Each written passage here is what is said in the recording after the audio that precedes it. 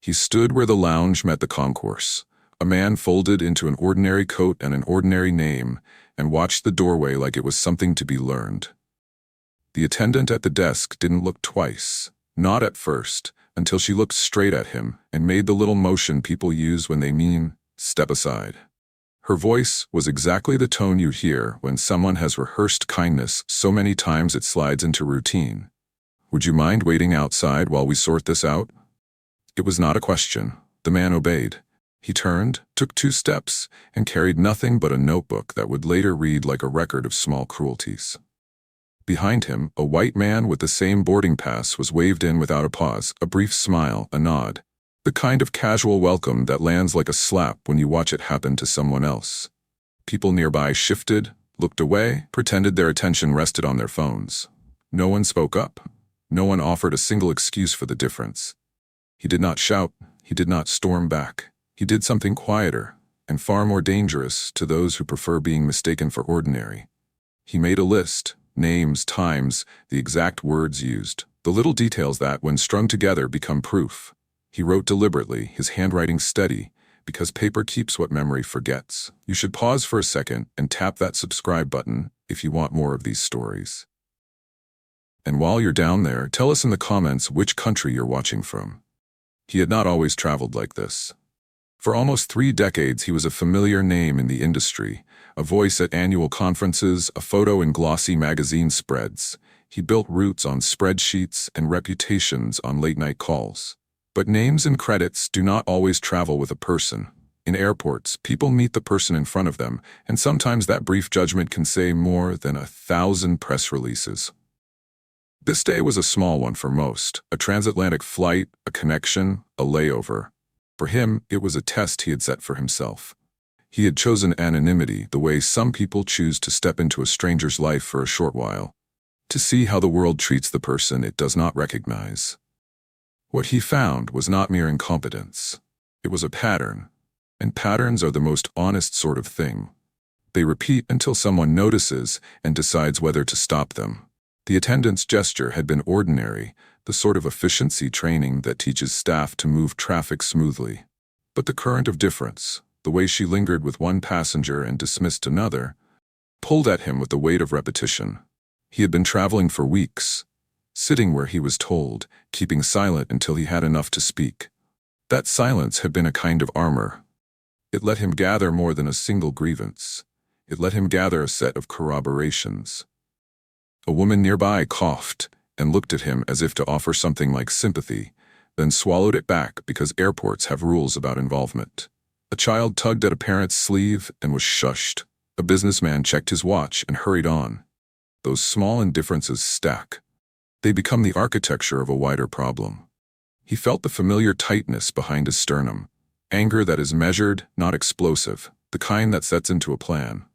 Not revenge for the sake of a moment, but correction for the sake of the many. He had seen what silence can let happen inside an organization. Bad policy becomes habit, habit becomes identity, identity becomes untouchable. He had built structures and cultures for others to inhabit, and he could see the rotting from the outside in. When he stepped away from the desk, he did something else too. He kept watching. He watched the attendant's face as she talked to the next passenger. He watched the supervisor who drifted by pretending not to linger. He watched the way certain passengers received courtesy without being asked, and others were asked to wait. He recorded each motion, each small dismissal, knowing that small things make the pattern undeniable when assembled. He closed his notebook and put on his coat. He adjusted nothing obvious about himself, no sudden straightening of a tie, no shift into an authoritative walk. He wore the ordinary well, the way someone who has been visible for years can make themselves invisible on purpose. The airport swallowed him, and for the first time in months, his company name meant nothing to the people who mattered in that corridor. What the attendant did not know was that the man she had just dismissed controlled the very airline she worked for.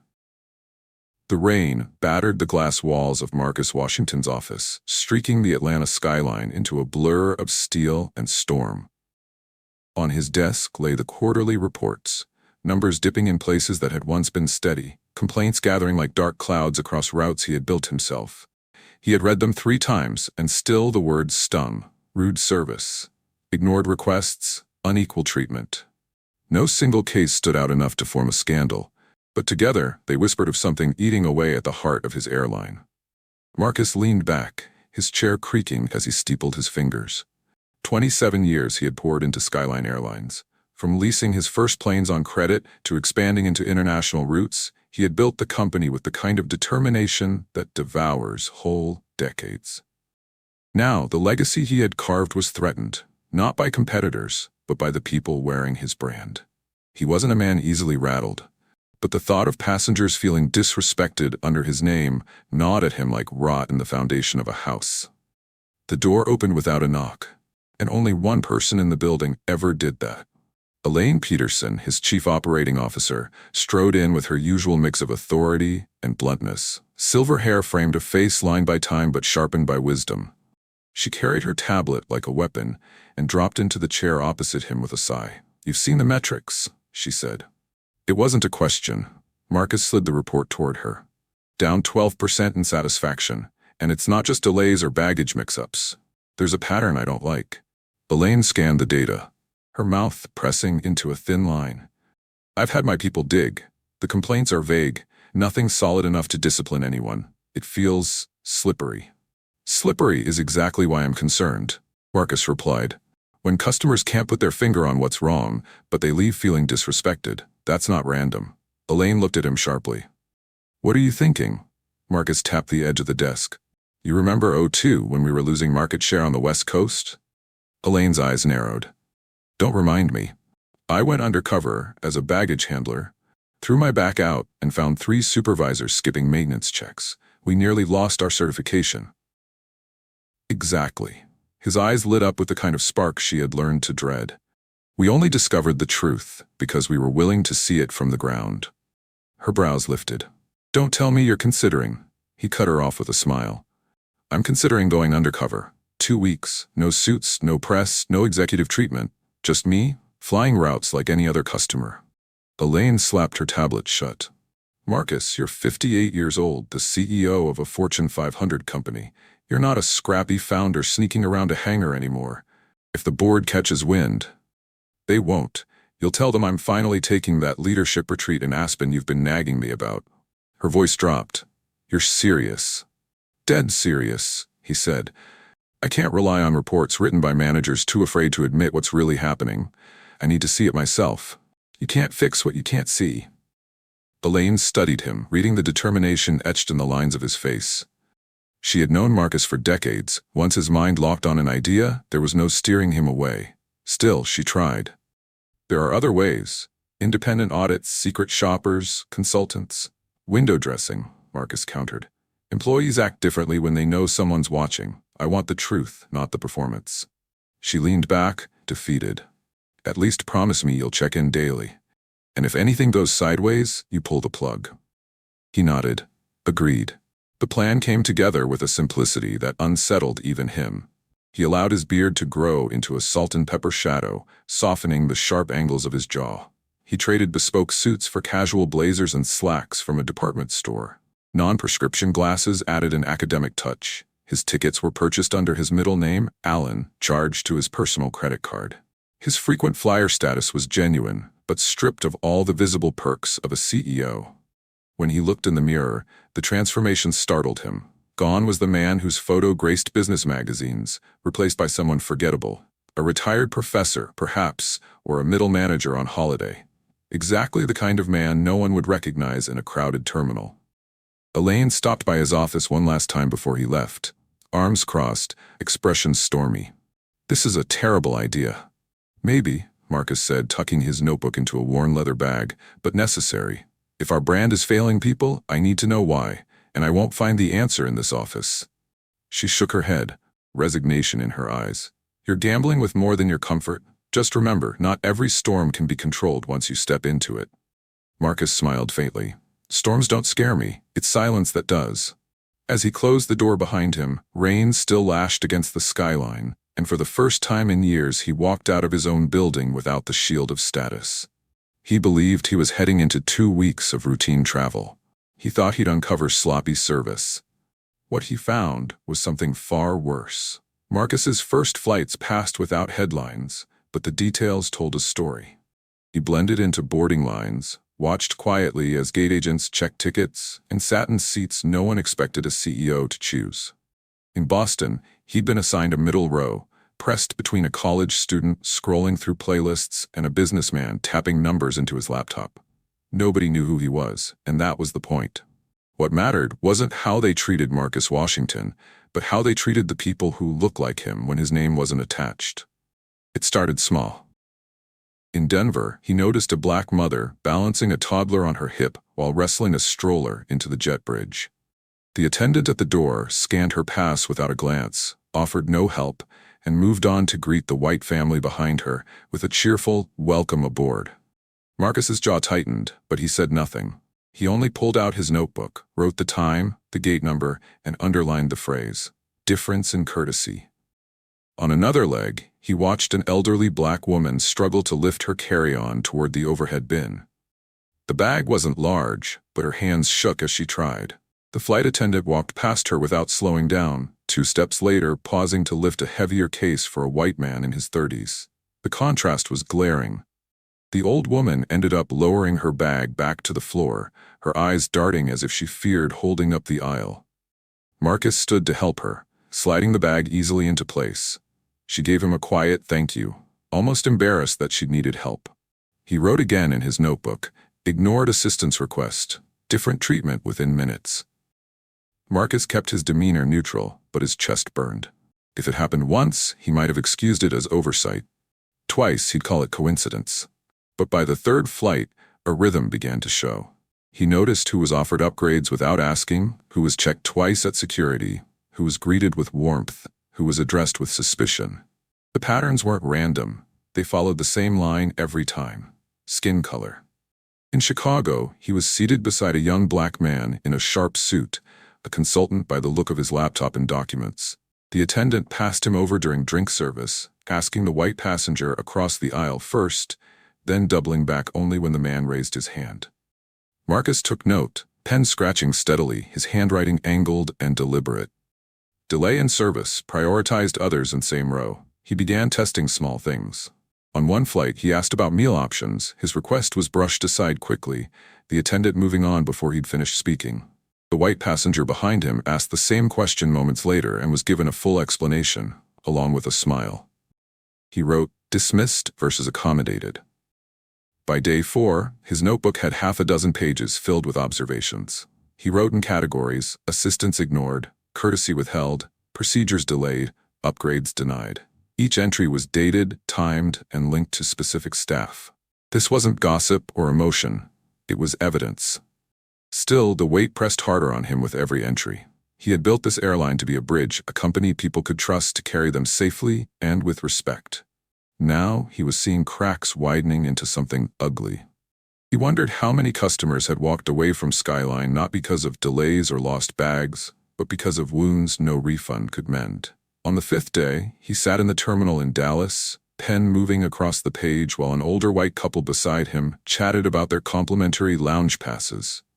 A black man with the same status was told at the desk there were capacity issues, and was turned away, though Marcus could see empty chairs through the glass walls. He wrote again, his handwriting firmer now, almost pressed into the page. Selective denial of benefits. The 6th day broke any doubt. He'd seen too much for coincidence to stand. The same sequence kept replaying. Politeness for one, dismissal for another, opportunity open for some, quietly closed for others. By the 6th day, he knew. This wasn't about poor training. This was about power. The terminal buzzed with the usual symphony of rolling luggage and clipped boarding announcements, but Marcus sat apart from the noise, his notebook balanced across his knee. He had filled more pages than he intended, each entry another mark against the brand he had spent half a lifetime building. As he wrote, a man settled into the seat beside him with the ease of someone who knew airports too well. He was tall, broad-shouldered, with close-cropped gray hair and skin the shade of polished walnut. His carry-on had seen better years, patched in one corner, tags from 6 airlines dangling like faded trophies. Around his neck hung a pair of worn noise-canceling headphones, and on his wrist the platinum band of an airline's elite loyalty program. He extended a hand. "Name's Calvin Thornton," he said. His voice was steady, carrying the calm of a man who had long ago stopped expecting fairness at the gate. Marcus accepted the handshake. "Alan Washington," he replied, using his middle name as planned. Calvin chuckled, nodding toward the lounge desk they had both been watching. "They make you wait out here too?" Marcus glanced at his notes, then back at Calvin. "They said my account needed verification. What about you?" "Same excuse last month," Calvin replied. "Funny how it always seems to hit folks who look like us. 15 years flying with this airline, diamond status, and suddenly I'm flagged as if I'm sneaking in where I don't belong." There was no bitterness in Calvin's tone, just resignation worn into his bones. That resignation unsettled Marcus more than anger would have. Calvin leaned back, stretching his legs. "Used to be proud of flying Skyline. They treated me like I mattered. But lately, things have changed. Upgrades disappear from the system even when I qualify. Security pulls me aside for random checks, over and over again, and always on this airline." Marcus leaned forward slightly. "Always here?" Calvin nodded. "Other carriers, I get the usual hassles, nothing more. But Skyline? It's different. Subtle, sure, but consistent. A few extra questions at check-in, luggage weighed twice even though I know it's under the limit. I've stopped bringing my golf bag. Too many times they made me repack it in front of a line of people, like I was trying to smuggle bricks." He laughed, though the sound carried no humor. "You start wondering if you're imagining things. Then you talk to other frequent flyers who've had the same runaround. That's when you realize it isn't your imagination. It's a system stacked against you." Marcus tightened his grip on the notebook. He had seen the pattern forming in his own observations, but hearing it spoken aloud by someone who had endured it for years struck deeper than data on a page. "And the complaints you filed?" Calvin shook his head. "Plenty. I've sent emails, written letters, always get the same response. Thank you for your feedback. We take these matters seriously." And then nothing changes. Nothing ever changes. Silence stretched between them, broken only by the echo of another boarding call. Marcus watched the steady confidence in Calvin's eyes, the way he carried himself with dignity, even as he described being dismissed and diminished by the very airline that should have valued him most.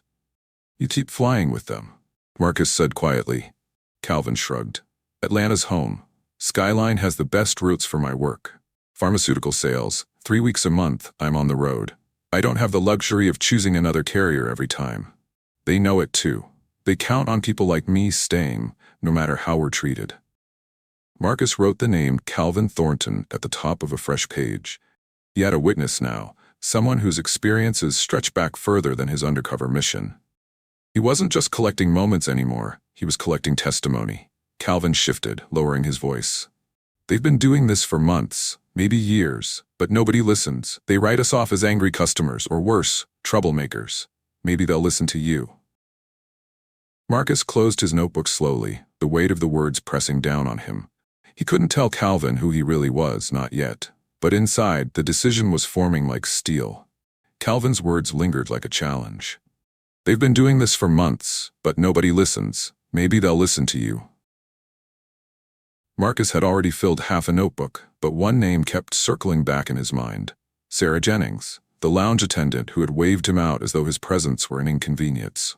He wasn't content to leave the matter as just another entry. If there was a culture of selective exclusion, he wanted to see how deep it ran.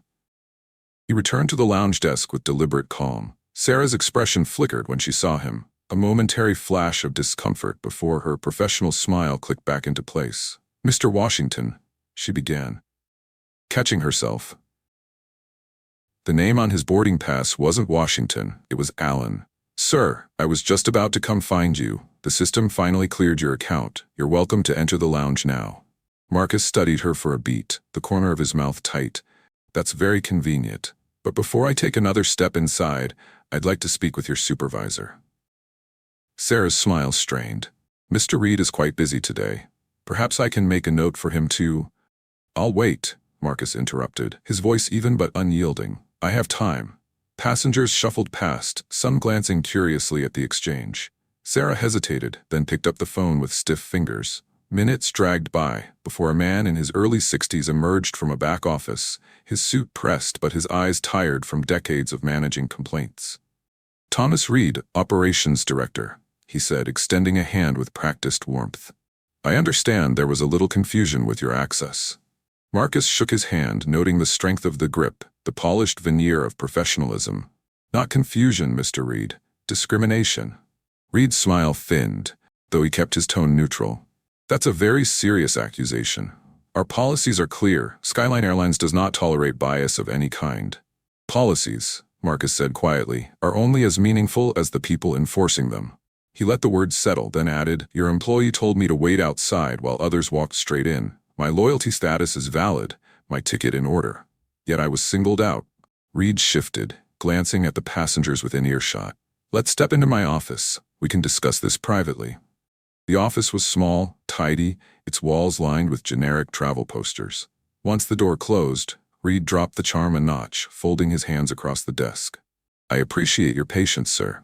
From time to time, our system flags accounts for additional verification. It's an inconvenience, yes, but purely procedural. Marcus leaned forward. Procedural? And why wasn't the man behind me flagged? Same boarding group, same lounge access. He walked through without a pause. That would be confidential, Reed replied smoothly. We can't discuss other passengers' information. But I assure you, any inconvenience you experienced wasn't intentional. To make up for the trouble, I'd be happy to credit your account with a voucher. Bonus miles, perhaps. The offer landed with the hollow sound of dismissal. Marcus had heard it too many times in boardrooms when real problems were buried under token gestures. He let the silence hang until Reed shifted uncomfortably. Finally, Marcus spoke, his voice sharper now. When was the last time you saw Marcus Washington in person? Reed blinked, thrown off balance. The CEO? He gave a short laugh. Never met him personally, seen him in broadcasts, sure. Why? Marcus's gaze held steady. Just curious. He rose from the chair, sliding his notebook back into his bag. Thank you for your time, Mr. Reed. Reed stood as well, eager to usher him out. Again, apologies for the mix-up. These things happen. Please enjoy the rest of your journey and know that Skyline Airlines values your business. Marcus walked out without another word, his shoes striking hard against the tile of the hallway. His jaw was tight, his pulse steady but heavy, the kind of rhythm that comes when anger sharpens into something colder. Policies meant nothing if discrimination wore a name tag, and he had just met 2 employees who proved it. Marcus's fury crystallized as he closed the notebook once more. Policies meant nothing if discrimination wore a name tag. The hum of the cabin should have been ordinary. Passengers stowing bags, seatbelts clicking, the muffled voice of a flight attendant giving routine instructions. But Marcus sat straighter in his aisle seat, his instincts sharpening. He hadn't chosen this seat by chance. Economy class gave him proximity to people, to the pulse of service that first-class insulation often dulled. He wanted to see Skyline through the eyes of everyday travelers. The woman who slid into the seat beside him carried herself with the practiced ease of someone who spent half her life on airplanes. No uniform today, just jeans and a cardigan, that her hair pulled back loosely. Still, the tote bag slung at her side carried the airline's insignia. Marcus recognized her face almost instantly. Diane Walker, a flight attendant he had seen on duty days earlier, now traveling off shift. She didn't look at him, focused instead on her phone, her thumbs tapping quick bursts across the screen. Marcus angled his head slightly, not to pry, but because her screen lit bright in the dimming cabin.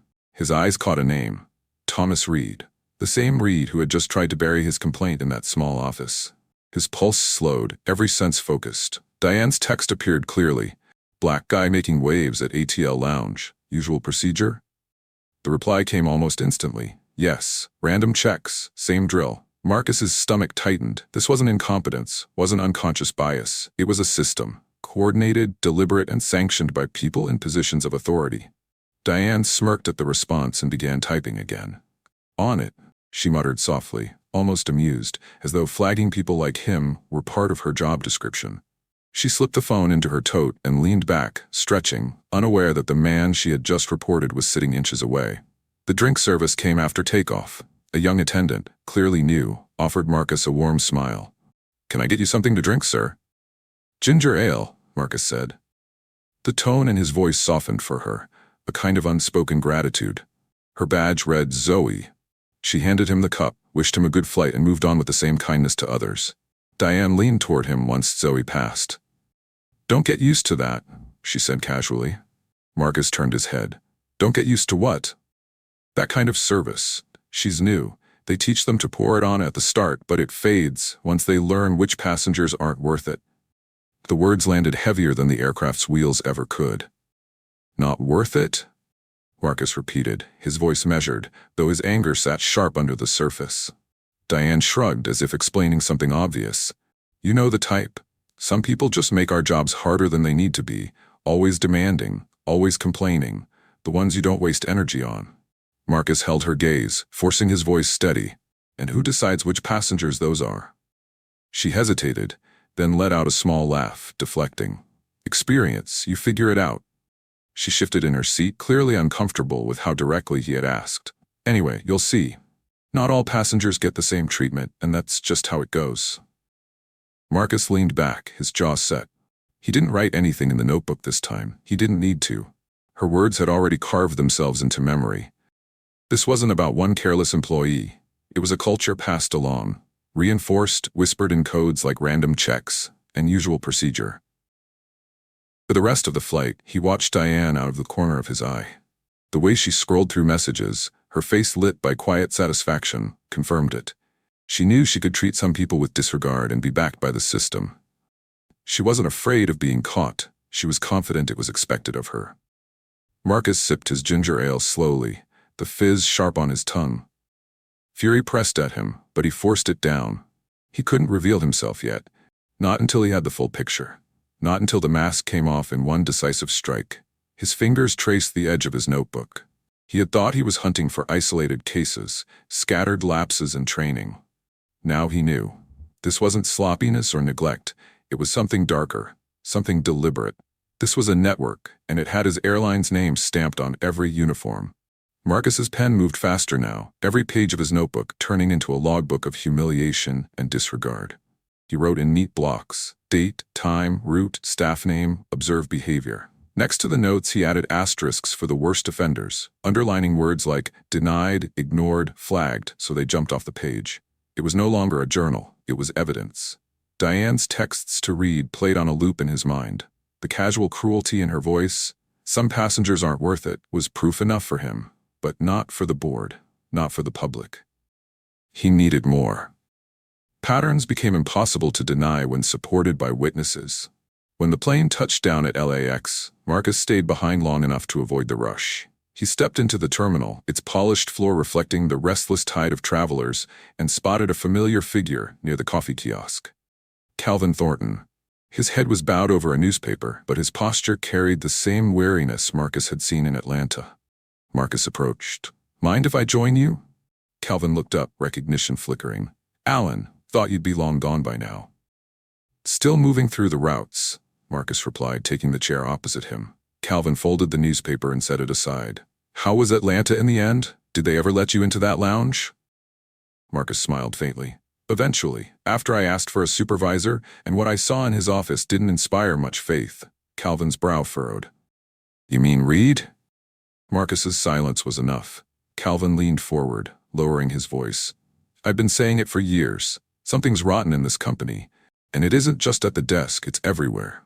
He opened his battered carry-on, pulling out a folder thick with printed boarding passes, seat assignments, and letters stamped with the airline's logo.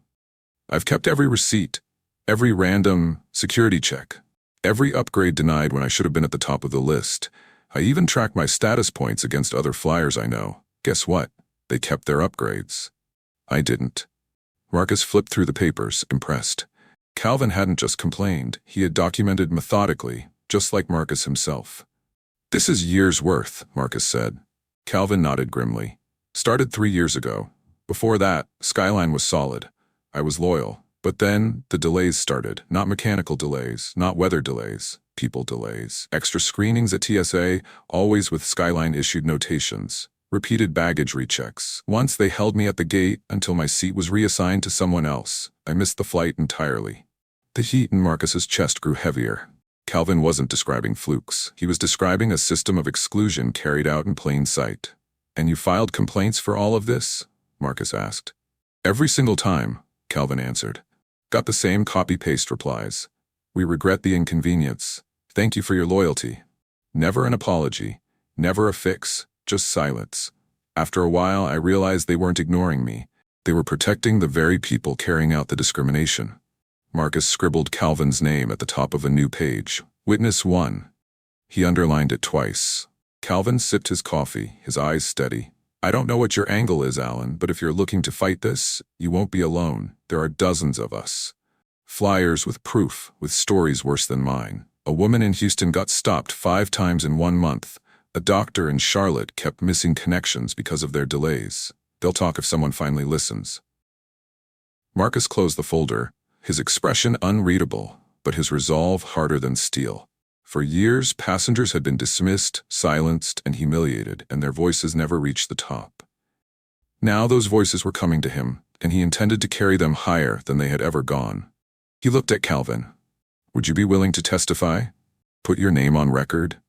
Calvin's mouth curved into a tired smile. I've been waiting years for someone to ask me that. Marcus extended his hand, sealing an unspoken pact. In that moment, the evidence shifted from solitary notes to a gathering storm of testimony. When the mask finally dropped, he wouldn't be standing alone.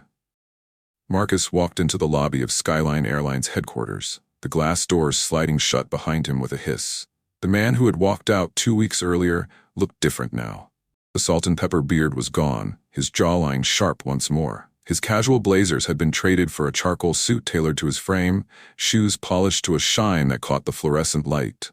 The glasses sat back in their case. He wasn't Alan Washington, anonymous traveler. He was Marcus Washington, founder and CEO, and he was done watching from the sidelines. The elevator ride to the 38th floor felt longer than usual, each floor a reminder of the empire he had built from nothing. When the doors opened, Elaine Peterson was waiting. She looked him over, relief flickering across her face, though her arms were crossed in that familiar gesture of skepticism. You look more like yourself, she said. I take it the experiment's over? Marcus handed her the leather notebook, its spine swollen with pages. It's not over. It's just beginning. Call legal. Call the board. We're meeting now. Within the hour, the boardroom filled. 12 directors sat around the polished mahogany table, each with their own concerns, their own politics. Some eyed Marcus curiously, others whispered about the unscheduled meeting. At the far end, Skyline's general counsel adjusted her glasses, pen poised above a legal pad.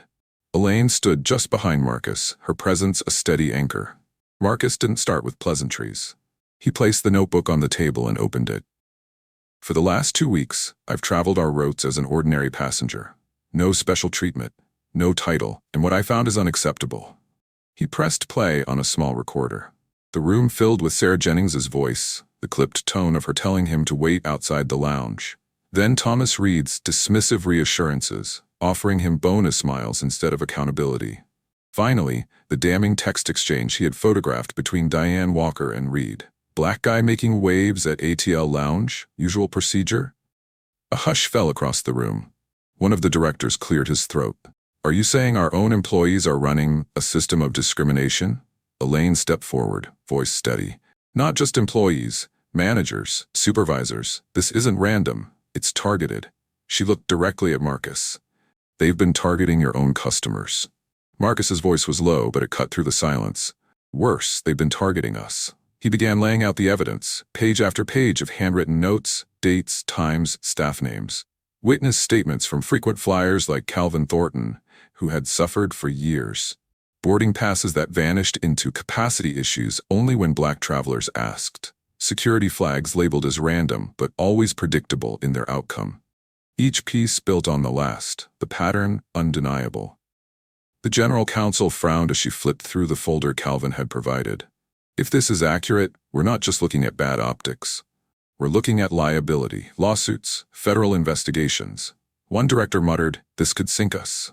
Marcus fixed him with a stare. No, what sinks a company is silence. What destroys trust is pretending this doesn't exist.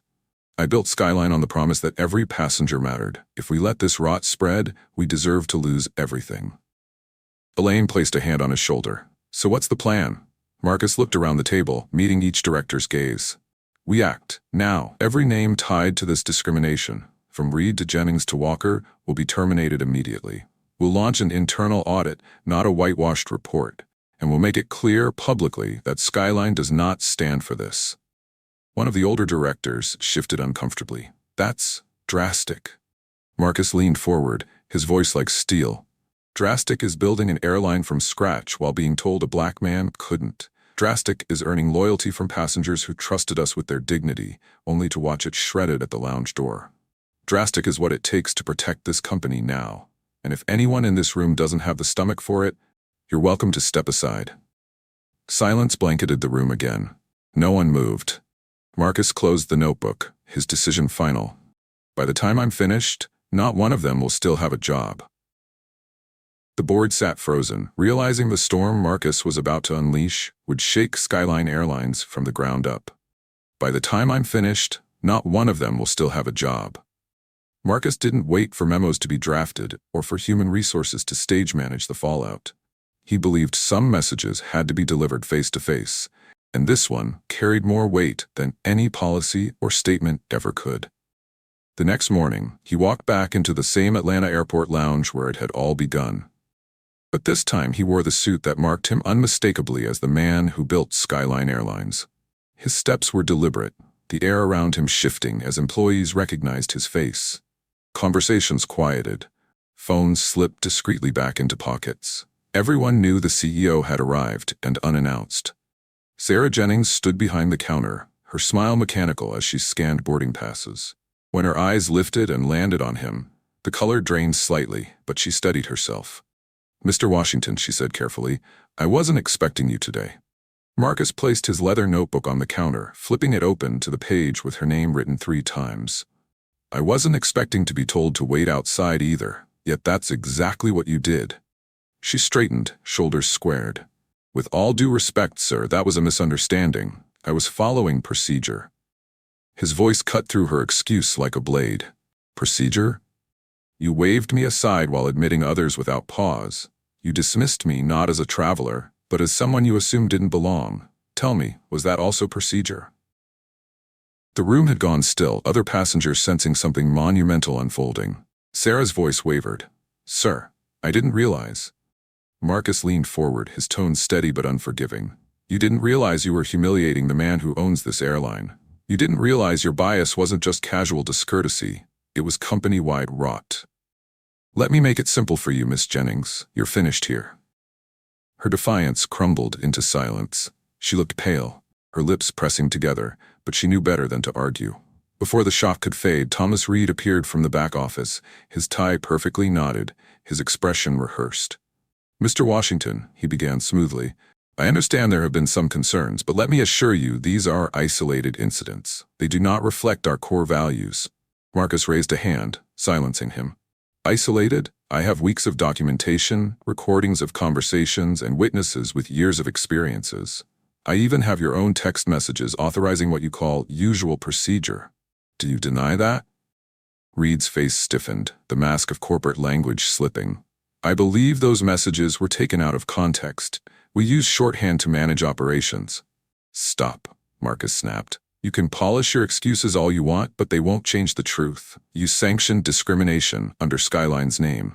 You trained employees to target passengers because of the color of their skin, and you thought no one would ever hold you accountable.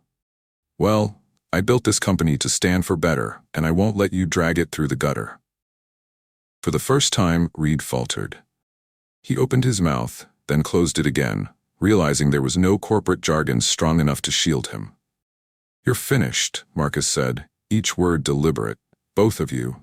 Effective immediately." Elaine, who had joined quietly at Marcus's side, stepped forward with HR representatives already briefed and ready. Papers were handed over. Security appeared at the edge of the lounge, not for passengers this time, but for staff. Word traveled faster than luggage on a conveyor belt. Within minutes, whispers ran through the terminal. The CEO just fired managers on the spot. Staff phones buzzed, group chats lit up, and by the end of the hour, half the company had heard the news. Passengers who had once felt unseen now watched in awe as justice unfolded in real time. For them, it was more than drama in an airport lounge. It was proof that someone at the top cared enough to act. Marcus gathered his notebook, his voice carrying for everyone within earshot. Skyline Airlines does not belong to bigots in uniform. It belongs to every passenger who trusts us to fly with dignity. That's the standard, From this moment forward, it will be enforced. The finality in his words echoed long after he left the lounge. The staff thought they had stripped a man of dignity. Instead, they lost everything. The morning after the firings, the press was already circling. Headlines whispered through business columns and travel blogs. Skyline CEO storms into lounge, sacks staff on the spot. The story spread faster than Marcus anticipated, but he didn't run from it. He knew this moment demanded more than damage control. It required truth. At 9 sharp, he stepped up to the podium at Skyline's headquarters. Cameras clicked, microphones angled forward, and reporters leaned in as the backdrop of the company's logo towered behind him. He didn't open with the usual pleasantries. He didn't thank the press for coming. He looked directly into the lenses, as though he were speaking to every passenger who had ever felt invisible. I built Skyline Airlines with the belief that every traveler deserved respect, regardless of where they came from or what they looked like, Marcus began, his voice steady, resonant. What I witnessed over the last 2 weeks proved that promise has been broken. And it was broken not by systems we couldn't control, but by people we trusted to uphold our values. A murmur ran through the room, but Marcus pressed on. Let me be clear, discrimination is not a misunderstanding. It is betrayal. Betrayal of our customers, betrayal of our mission, betrayal of me personally. And betrayal will not be tolerated under the banner of Skyline Airlines. The words landed like a hammer. He unfolded the notebook he had carried across the country and laid it flat on the podium.